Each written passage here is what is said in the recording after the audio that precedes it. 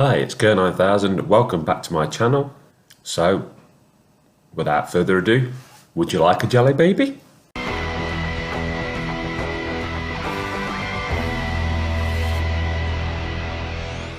Would you like a chili, baby?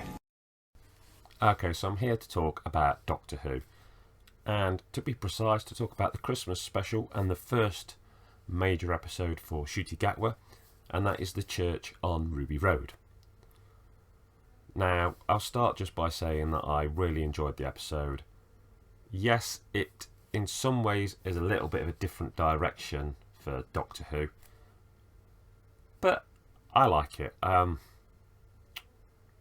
Basically, spoilers, because you can't discuss this really without talking about what happened. So if you just want to know if I think the episode's good and worthwhile watching or not, I'd say yes, it is. Not the best episode of Doctor Who ever, but pretty darn enjoyable. And I'd leave here and come back after you've seen it.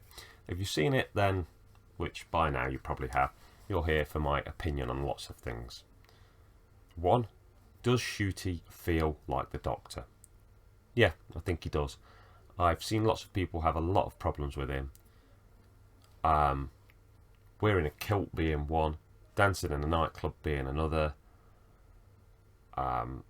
being a bit pantomimey and silly at one point being another, and the things I've got to say about that, he's not in a kilt very long at all, so if you're going to let that ruin your enjoyment of an episode, then that's weird.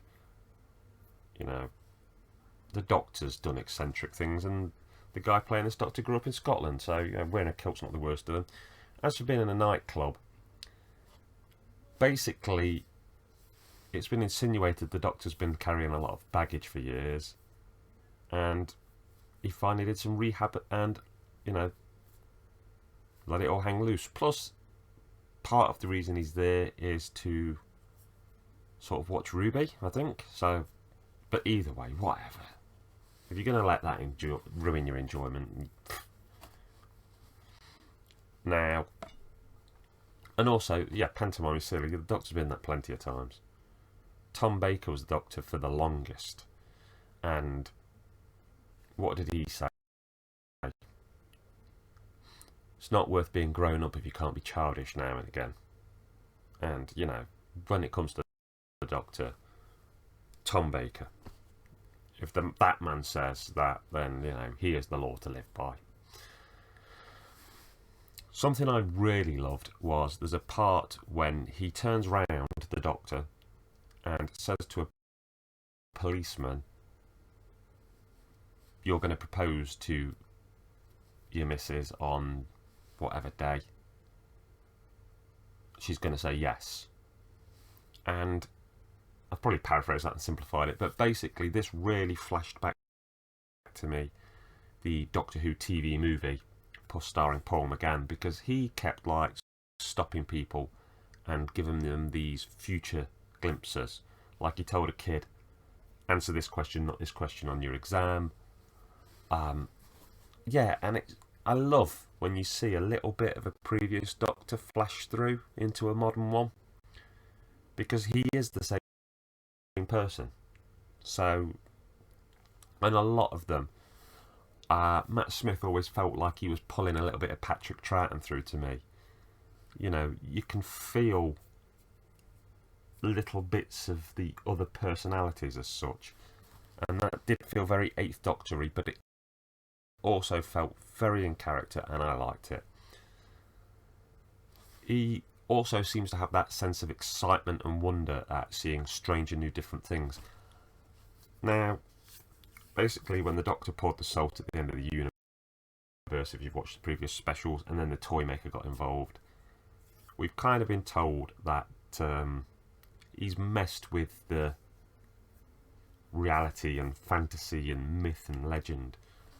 And I think that's why we've got goblins now. And this is great, because I know a lot of people, particularly in the David Tennant era, were saying that it got a little bit boring when the Doctor had always an alien popped up and was, "Oh, I've seen them, I know them, ooh." And they wanted to see like new villains and different twists. And to see this Doctor and how excited he is with goblins and how he's trying to work out the the way that they do things and their sort of science.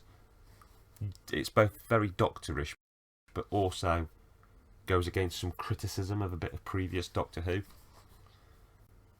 I think the lass who plays the companion did quite a good job.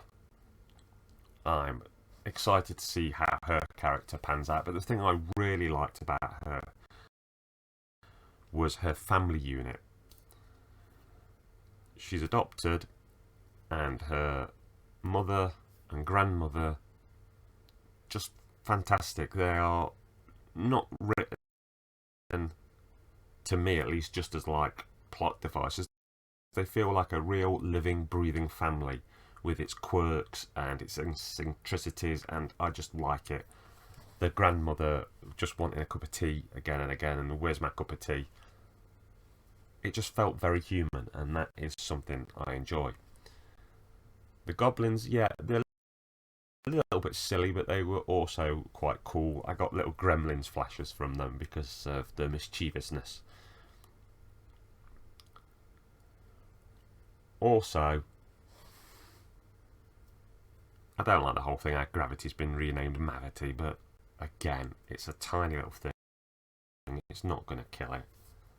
But I did like the gloves the Doctor had made, because it's good to see something technological that he's done that isn't just screwdriver, screwdriver, screwdriver. And the way they were both used to hang on to something, but he also used them to perform like a superhuman feat of strength and pull down the ladder to impale the Goblin King and the Goblin King's ship. Fantastic.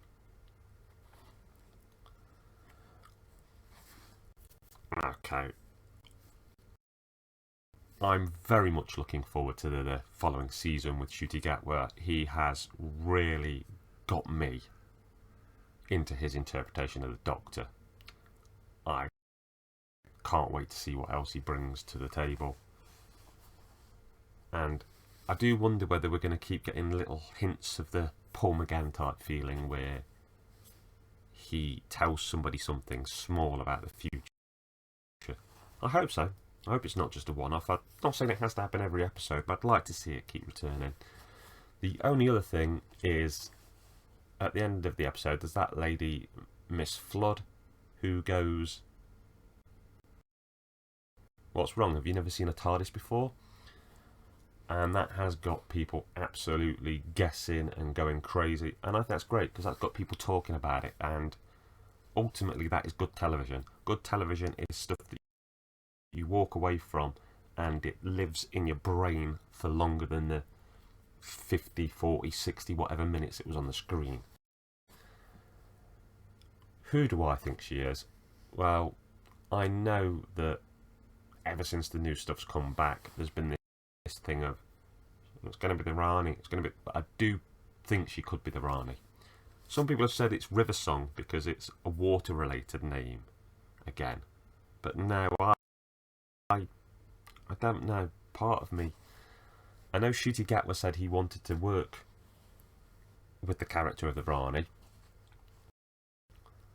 but I also think it's time that they brought his character back. But maybe that's some bias on my part, because I want to see the Rani back, and I want to see the meddling monk, and I want to see other Time Lords that aren't the Doctor or the Master. And I'd like to see more things return from the past. Sutek, for one, that Tom Baker fought against. The like Egyptian god that could take over minds. I think that would be a great one to revisit. But I want to revisit more from the past. And I'm not saying I don't want the Daleks and the Cybermen in it, but I want a good mix. New original stuff, stuff not touched upon for years, and the classics. Anyway, that's all I've got to say in this video. If you've enjoyed it, great. Leave a like, leave a comment. I love to interact with people. I'd love to hear your opinion. I'm soon going to be on a podcast about Doctor Who, so look out for information on that. It'll be with my good friend Peds and another friend. But as for now, there's plenty more stuff on my channel to check out. Lots of other videos about Doctor Who, horror, sci-fi.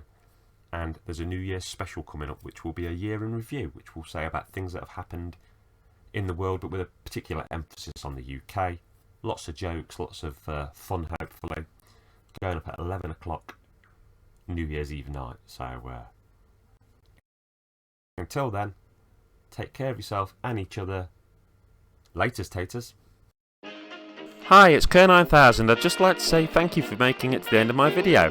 I've got lots of stuff on my channel, my horror house doing horror reviews, my game room where I talk about video games, sci-fi station, my diet corner videos, all kinds of stuff.